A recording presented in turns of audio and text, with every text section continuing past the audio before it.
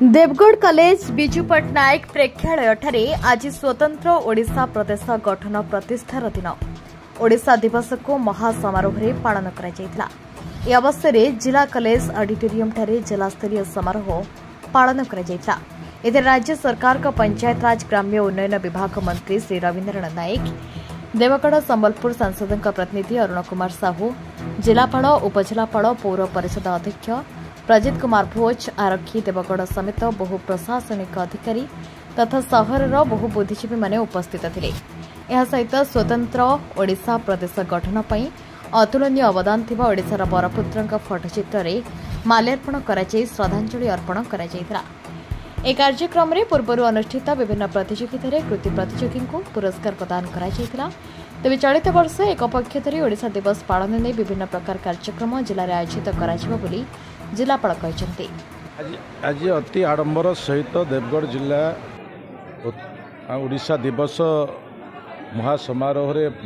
पालित होईछि। एही समारोह रे छात्र छात्री ठारू आरंभ करी मातृशक्ति युवा शक्ति और देवगढ़ बुद्धिजीवी मानकर एक समारोह होता। आम कार्यक्रम रे जिलापाल एसपी आमर एमपी प्रतिनिधि जिला परिषद अध्यक्ष चेयरमैन समस्त उपस्थिति रे ये कार्यक्रम रे ओडिशा जो एकत्रीकरण है ओडिशा स्वतंत्र राज्य है ये 90 वर्ष जो पालन करा ओडिशा प्रदेश 90 वर्ष पालन भितर जो संकल्प रहिबा कथा आगामी युवपीढ़ीर आज समाजर तारी भितर अनेक गुड़े विभिन्न प्रतियोगितामूलक कार्यक्रम नहीं आज मानपत्र दिया संगे संगे प्राइज भी बंटन करागला ता संगरे यही ओडिशा दिवस को जो माने कि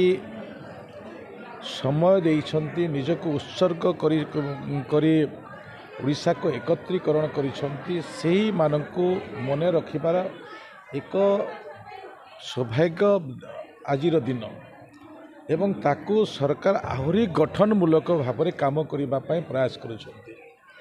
जो माने ओडिशा एकत्रीकरण कले स्वतंत्र राज्य आम पाइला किंतु ओडिशा को आगामी जो 100 वर्ष पूर्ति हेब से 100 वर्ष पूर्ति ओडिशार मुख्यमंत्री मोहन चरण माझी ओडिशा सरकार एक लक्ष्य निर्धारण करिसंती जे सबु वर्गर विकास हो चाषी युवक मातृशक्ति ठारू आरंभ करी गाँर विकास रो आरंभ करी समस्त विषय आछिर सरकार दृष्टि रखी काम करुछंती। आमे जो माने स्वप्न देखिते से स्वप्न को साकार करिबा पई आज सरकार दृढ़ संकल्प अच्छी ए अवकाश समस्तंकर भी रहिबार आवश्यक अच्छी। जो माने युवक अच्छी आगामी दिनर उत्कर्ष ओडिशार नियुक्ति जो माने चाषी अच्छी तांकुर जो प्रोत्साहन मानदंड को डबल उत्पादन करिबा एवं जो माने आज गरीब अच्छी गाँव में रोचंती विभिन्न योजना माध्यम कार्यक्षम करवा ये सब विषय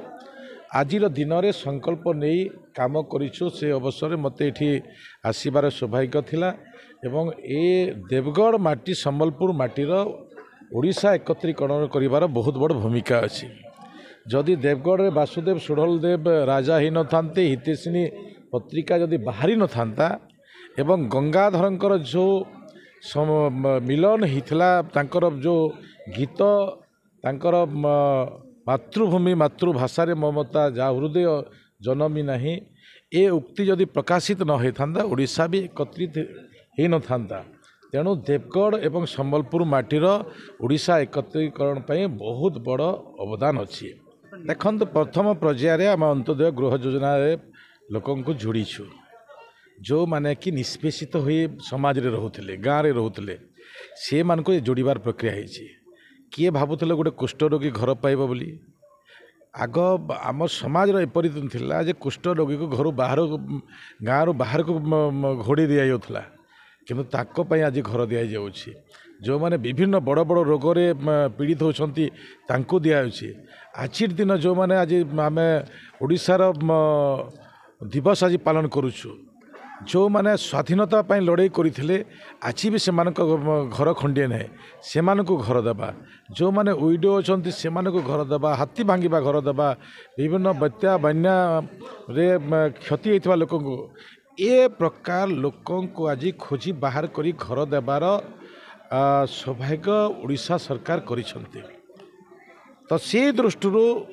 जो माने भी आज वंचित अछंती आमे टार्गेट रेसु 7,750 कोटी टंका खर्चा हेबो